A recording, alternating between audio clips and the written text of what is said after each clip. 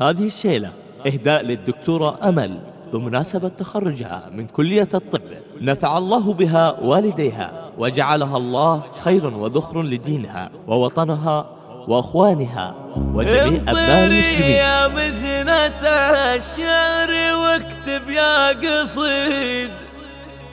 في حفل تخريج أمل سليلة الرجال، حقق الله الأماني بها اليوم سعيد، نحمد الله والثناء له في كل وقت وحال، نحمد الله والثناء له في كل وقت وحال. حصريا لتنفيذ الزفات وشيلات الزواج للطلب أو الاستفسار يرجى التواصل على جوال 055 بكل وقت وحال. بالتخرج ألف مبروك يا أمل أكيد، والشهادة زاهية في يمينك يا غزال، طب عام هو مجالك حصريا لتنفيذ الزفات وشيلات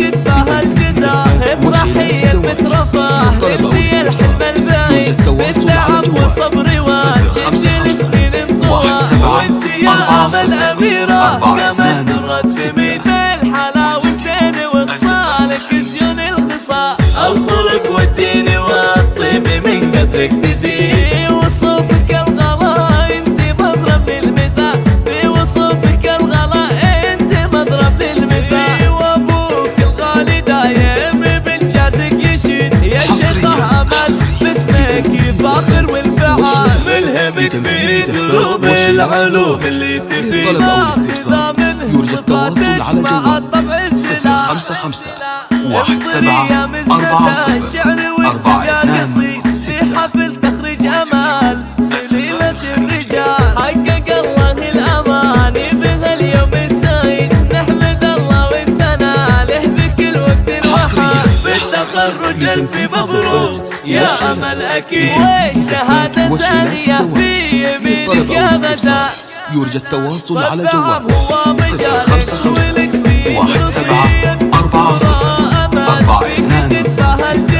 افرحي بترفاه نلبي الحلم البعيد بالتعب والصبر والجد لسنين انطوى، وانت يا أمل أميرة كما درت ميت الحلاوة والزين وخصالك زيون الخصال، الخلق والدين والطيب من قدرك تزيد، وصوفك الغلا مضرب للمثال، وصوفك الغلا انت مضرب للمثال، وابوك الغالي دايم بنجازك يشيد، يا شيخة أمل باسمك فاخر والفعال، ملهمك في دروب العلوم اللي تفيد.